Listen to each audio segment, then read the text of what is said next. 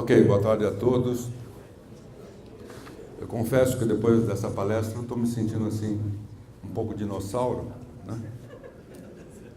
Eu venho mais da pesquisa qualitativa, atualmente minha linha de pesquisa é da sociologia do cotidiano, comunicação intercultural, mas então, respeitosamente, eu pretendo fazer um contraponto a algumas observações. Isso é um ambiente plural, né? Onde vamos fazer então algumas análises um pouco mais controversas. Comunicação ecosófica surge então dos conceitos de ecosofia de Michel Maffezoli, da Universidade de Paris 5, Sorbonne, onde o conceito de ecosofia faz referência à lei dos irmãos, que significa fazer parte de, é uma posição intrínseca do homem contemporâneo dentro daquilo que a gente chama de pós-modernidade, onde o homem então não vai mais buscar água e volta para a natureza, ele não vai mais buscar minério e volta para a natureza, porque ele faz parte da natureza, aos moldes de uma lição indígena.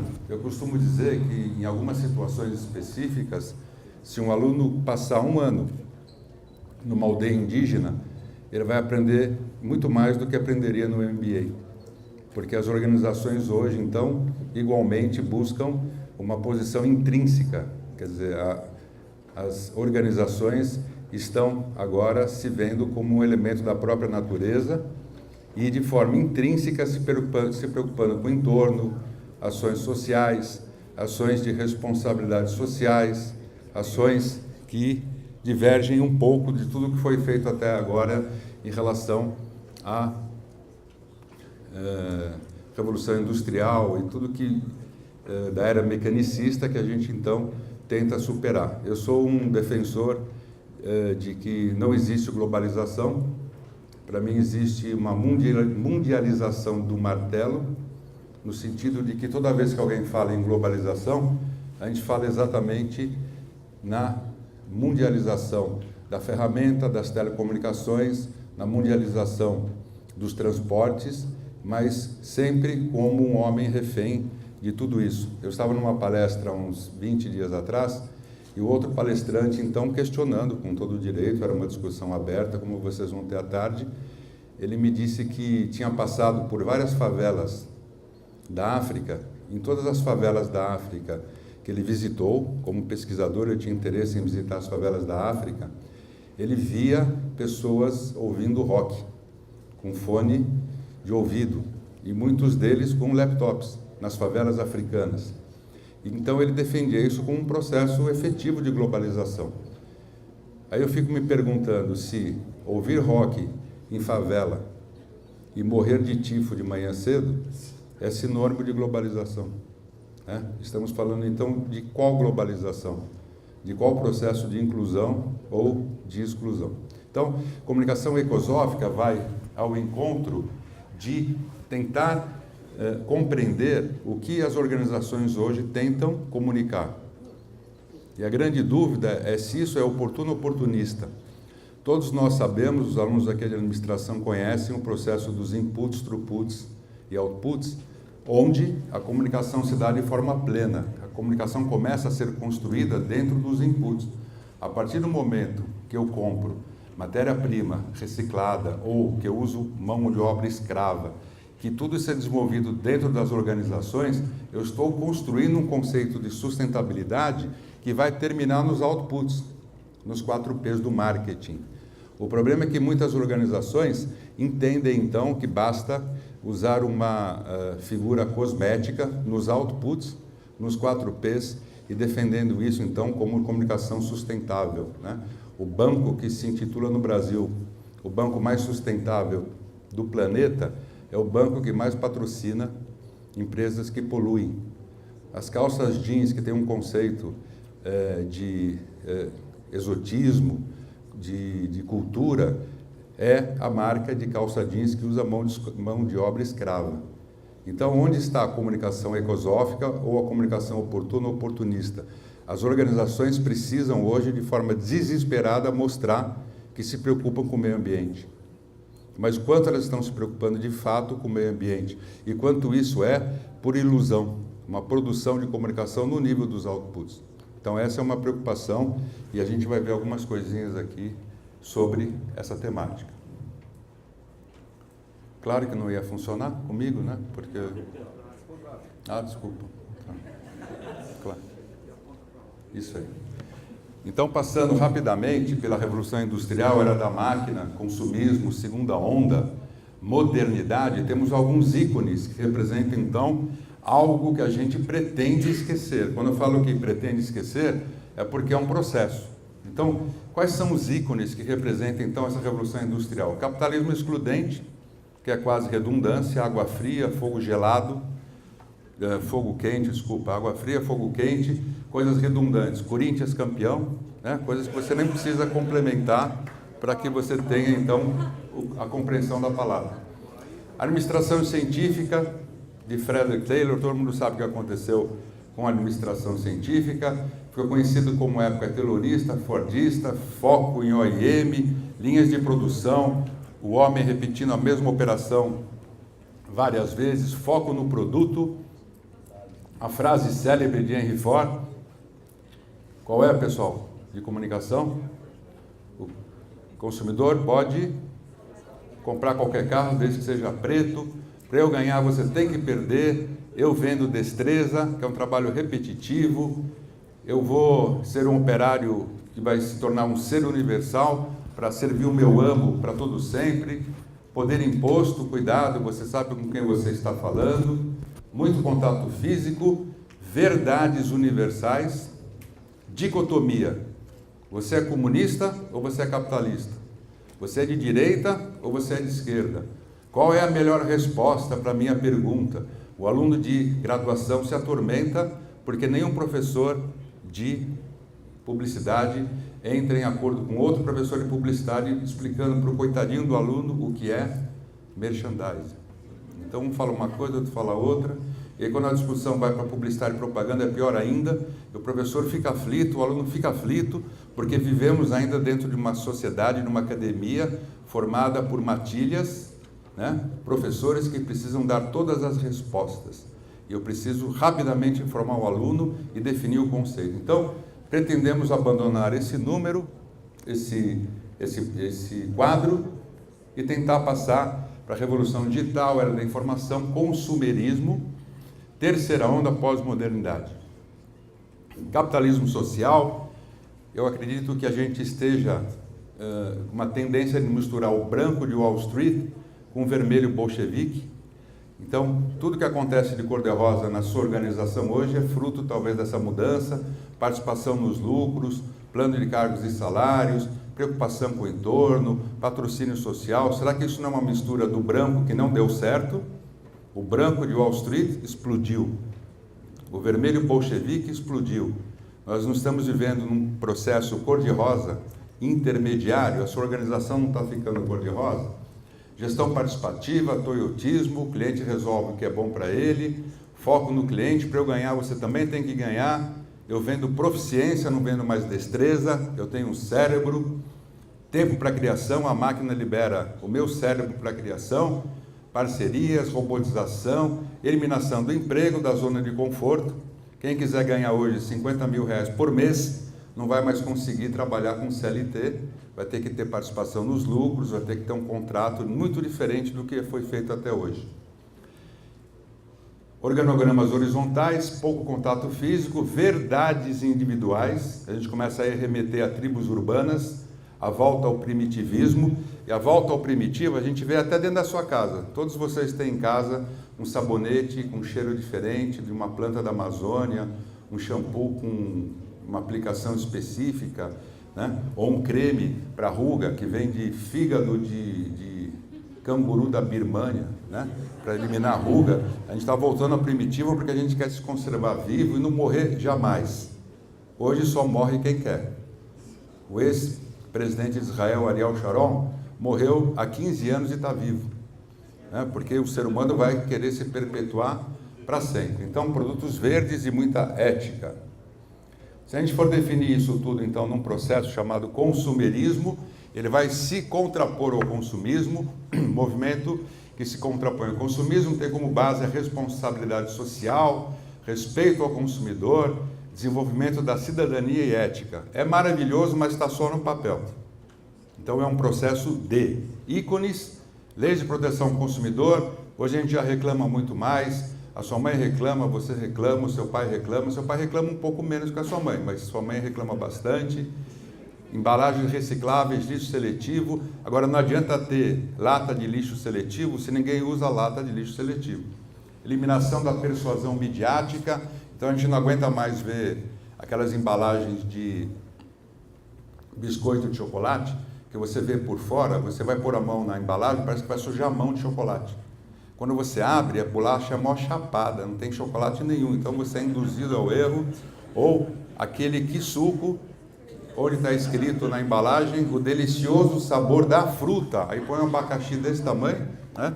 Ou aqueles produtos da Polishop, emagreça dormindo, aprende inglês em 4 semanas, a faca que corta casco de navio, o prego que não consegue furar meia, e o mais vendido, aumente seu pênis, né? Que também está sendo vendido. Eliminação da persuasão, inclusão dos funcionários na missão. Então, missão não pode ser mais uma tabuleta.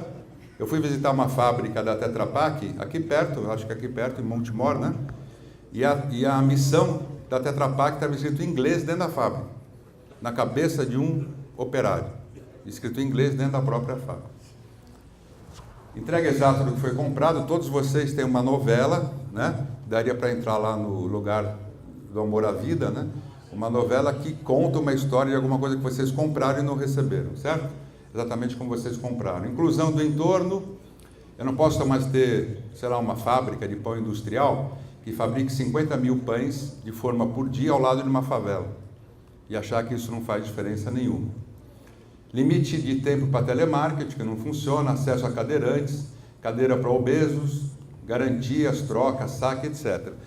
Toda uma parafernália escrita, mas ainda é um processo de transformação. Se a gente esquecer tudo isso que eu falei até agora, bastaria dizer empresa responsável, cliente consciente.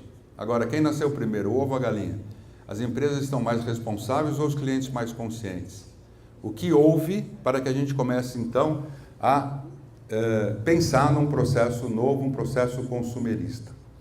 Uma definição de comunicação ecosófica, que a gente poderia dizer que é um processo de codificação de mensagens organizacionais, agora mercadológicas, institucionais e administrativas, que refletem de forma oportuna e não oportunista, ou seja, não só nos outputs, as ações efetivas de sustentabilidade da organização em toda a extensão dos seus inputs, throughputs e outputs, não só no sentido dos outputs. Comunicação 3D, então, no sentido da comunicação integrada, as organizações então precisam se manifestar e precisam dizer que elas fazem a comunicação ecosófica. Às vezes nem usam essa palavra, nem conhecem essa palavra, mas elas têm a pretensão de fazer comunicação ecosófica e tentam fazer isso também de forma integrada. Agora, o que seria uma comunicação integrada numa organização onde o diretor de marketing que contrata a comunicação mercadológica nunca viu quem faz assessoria de imprensa? Não é que não faz integrada, não conhece. Então, quem produz nas organizações comunicação mercadológica, institucional e administrativa não se conhece.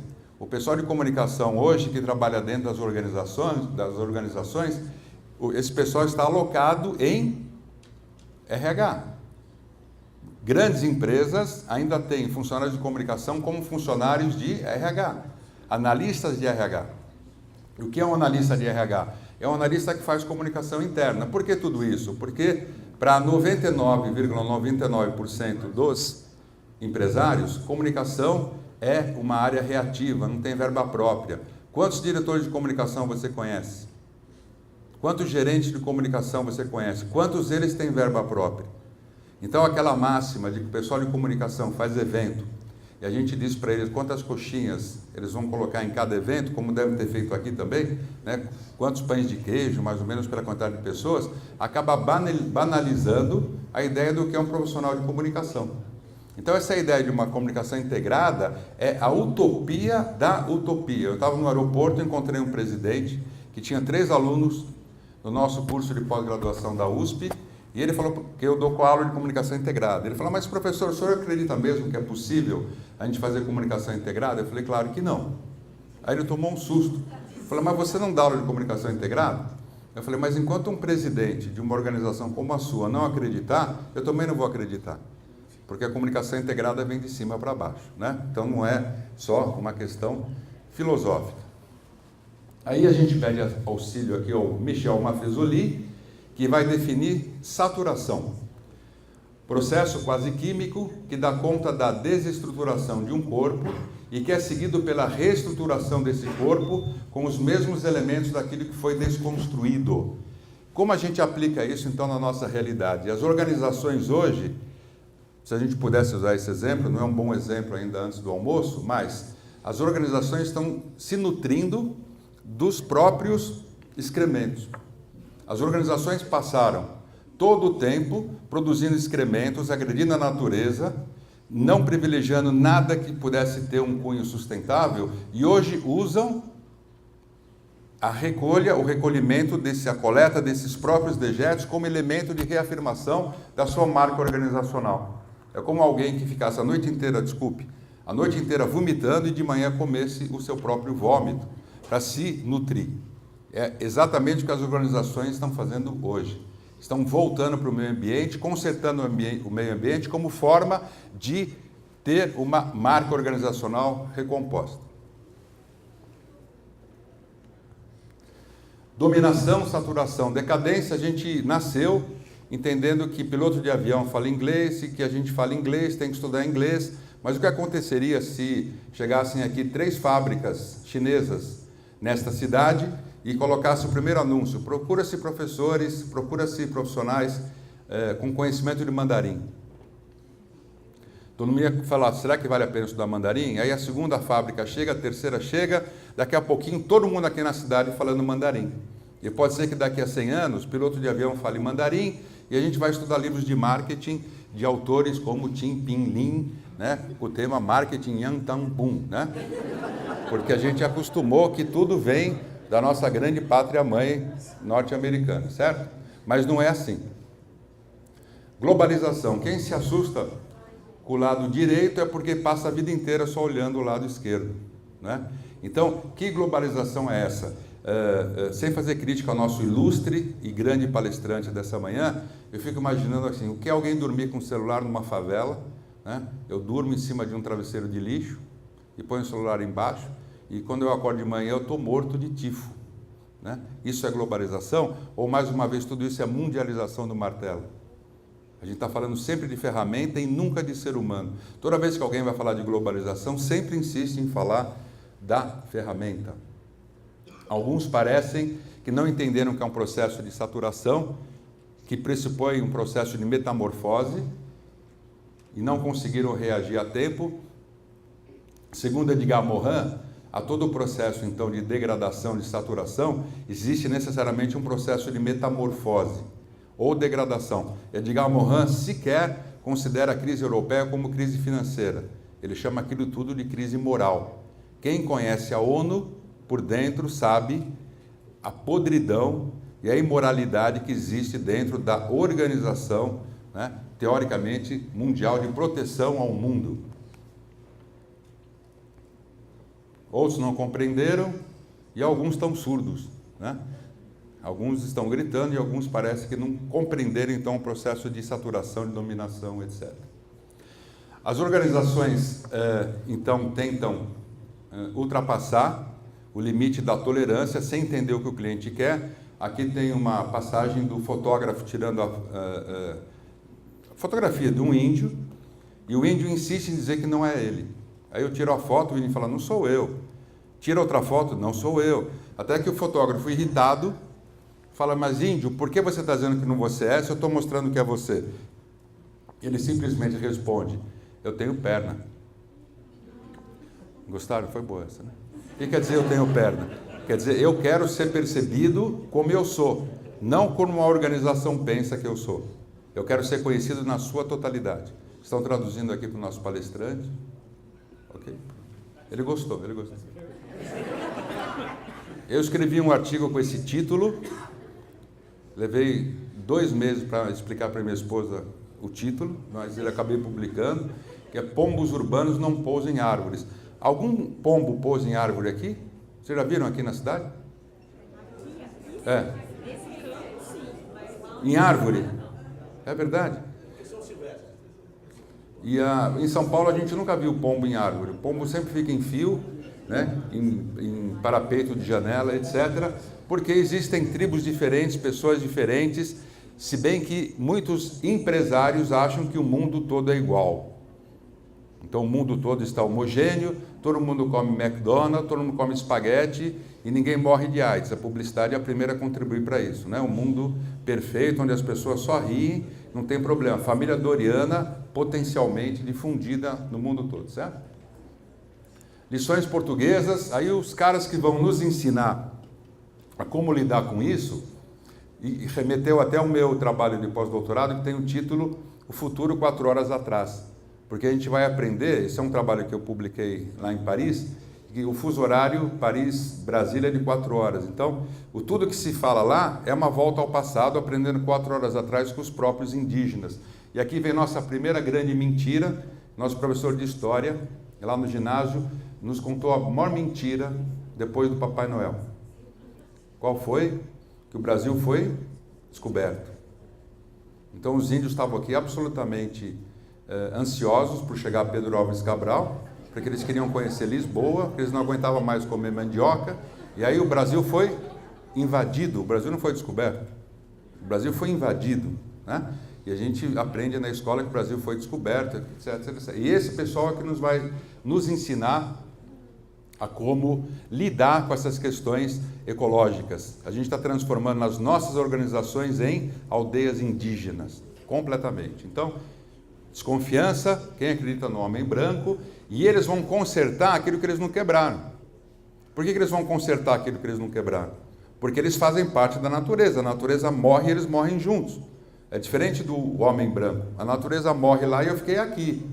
Eu estou separado da natureza. Então, eles participam do processo de reestruturação de alguma coisa que eles não quebraram. Oportunidade e oportunismo. Isso não é meu, é de um poeta polonês, que depois foi copiado por um autor que todo mundo conhece, não vou citar o nome, mas isso é de um poeta polonês, onde ele pergunta se um canibal de garfo, ele é mais ético. Digamos que você sai da sala agora, tem um índio lá, um canibal na porta, ele fala, vou comer um pedaço do seu joelho, mas eu vou comer de garfo. Isso não resolve muito para você, concorda?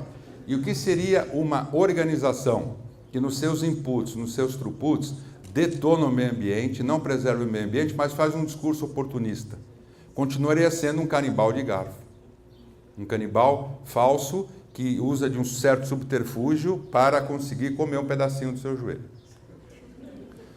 A gente, então, não vamos aprofundar, mas temos eliminação da base geográfica. Hoje a gente não consegue mais falar em base de segmentação geográfica e começamos a falar em infinitas aldeias globais, tribos e subtribos e jamais numa aldeia global. Então, o que é uma aldeia global? É alguma coisa que pretensamente não existe, é uma falácia. Então, nós temos rede de redes, uma rede de redes. O site da Universidade Islâmica do Cairo está disponível 24 horas por dia para qualquer pessoa. Quem nesta sala já acessou o site da Universidade Islâmica do Cairo? Ninguém. Por quê? Porque não é da sua tribo.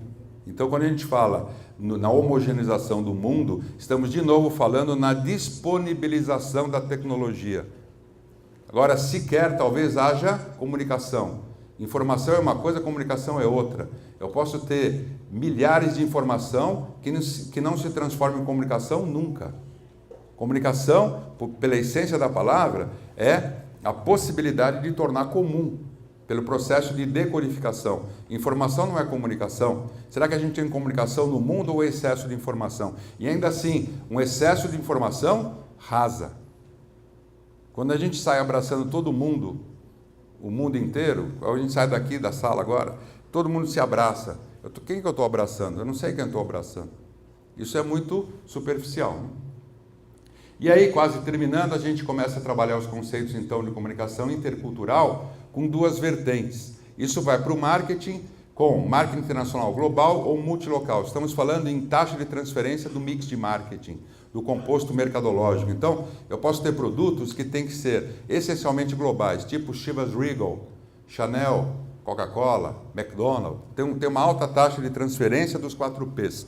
Mas nem sempre eu consigo ter uma alta taxa de transferência dos 4Ps. Eu não posso ter uma visão etnocêntrica do mundo, como se o mundo fosse homogêneo, porque eu posso ter produtos, então, que têm um perfil multilocal. Em cada local que eu estou, eu tenho uma composição diferente dos 4Ps, porque eu não consigo transferir meus 4Ps para o mundo todo, se bem que quase todos os empresários acham que é possível transferir os 4Ps igualmente para o mundo todo. A Sadia quebrou a cara, a Sadia chegou na Rússia para vender o melhor frango do Brasil e quebrou a cara. Precisou tirar o melhor frango do Brasil. E ela descobriu lá que o russo tem uma palavra derivada do cirílico, que é muito parecido com o português, que era sadismo. E eles associavam sadia com sadismo, com macumba, daquele país chamado Brasil, da África, cuja capital é Buenos Aires. E o diretor de marketing da Sadia em Moscou chegou para mim e falou: professor, o que eu faço? Eu falei: procura uma agência de publicidade e propaganda. Resumindo a história longa, eles fizeram uma campanha e hoje o russo fala Sadia e não fala mais Sadia, para tirar a entonação, então, de alguma coisa que pudesse ser associada com sadismo. Agora, isso eles foram aprender lá porque acharam que frango é frango. Frango é igual no mundo todo.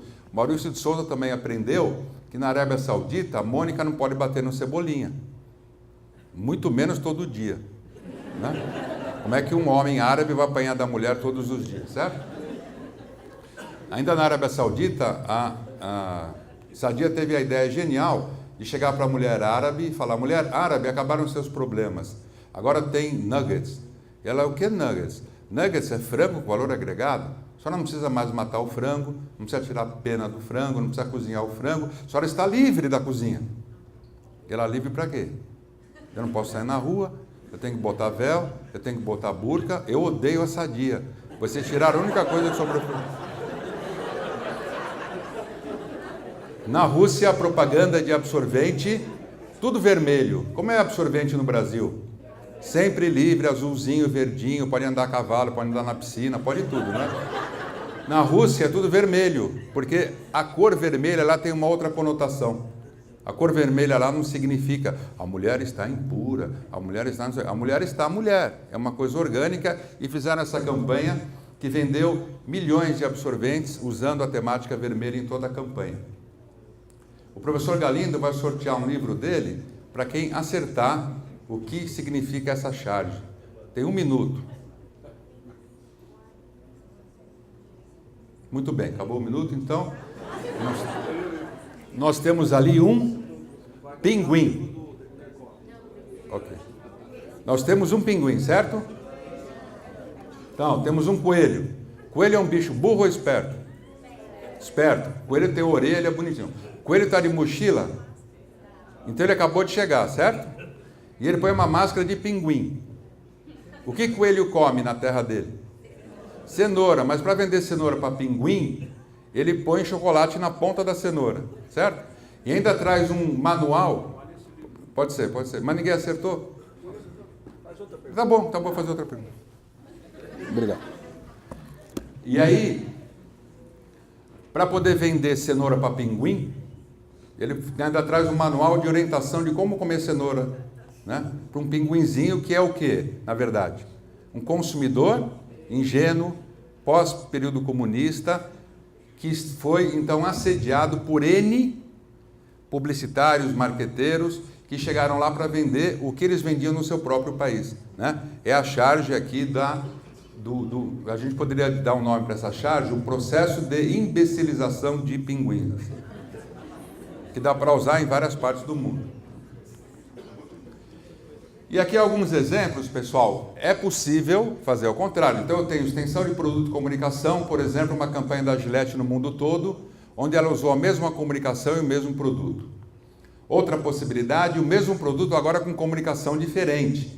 Água Perrier saudável na Europa e aqui água saudável na Europa e status no Brasil e nos Estados Unidos. É muito comum você ver brasileiro pedindo água Perrier e fica a noite inteira com aquela água Perrier em frente da mesinha dele só para mostrar que ele é um cara que tem, né, uma diferenciação. Não tem aquela água azul também, de garrafa azul?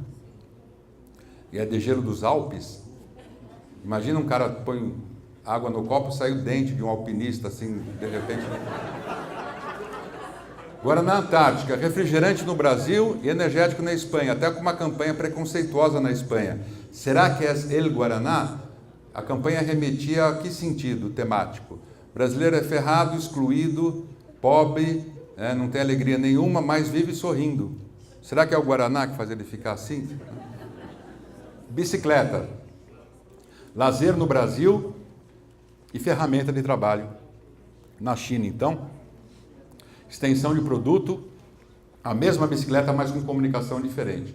Agora, ao contrário, adaptação de produto, extensão de comunicação. Gasolina é diferente no mundo todo, mas com a mesma comunicação. Põe um tigre no seu carro. Adaptação dos dois, cartão de crédito e livro. Qual o slogan nós usamos para vender cartão de crédito no Brasil? A vida é agora? O que quer dizer a vida é agora? É que tem o rotativo, a data de pagamento está longe, e a gente usa cartão de crédito para quê no Brasil? Para comprar tudo que você não pode, certo? Porque se você pudesse, você comprava no cartão de débito. Então, tudo que você não pode comprar, você usa no cartão. Agora, como eu vou chegar lá na Suíça e chegar para um suíço e falar, a vida é agora? Ele vai dizer que tem com a minha vida, né? Ele usa cartão de crédito para outras coisas, etc, etc. Invenção de produto. Inventaram, então, uma boneca islâmica que não dava mais para adaptar a Barbie. A Barbie foi adaptada para o Japão. A Barbie no Japão perdeu metade das pernas e metade dos seios, porque ela não parecia a mãe japonesa. A japonesinha fala, mamãe, a boneca está doente. Olha o tamanho do peito dela, olha o tamanho da perna da boneca. E mexeram na Barbie, mas eu não consigo adaptar uma Barbie para o mundo islâmico. Então, eu chego a um ponto que é mais barato, que eu tenho um custo menor, no sentido de inventar uma boneca, e é o caso do Ala Como, não vou me estender explicando o case todo, mas basicamente a Unilever quis enfiar goela abaixo o Omo no mercado do Nordeste, né? E aí rapidamente eles não conseguiram, tiveram que mexer nos 4 P's e tiveram que dar um outro nome que acabou virando sabão em pó Ala. Ok, como eu vou sortear isso aqui? Isso é um livro do professor Derek. Então, em homenagem ao organizador do evento, vamos entregar para uma aluna, alguém que esteja aqui, chamada Daniele. São duas. Uma, quem é da cidade e quem é de São Paulo? Você é da onde? Então, pode ser? Porque o Galindo tem 40 mil livros desses na sala dele. Então, para você, pode ser, por favor.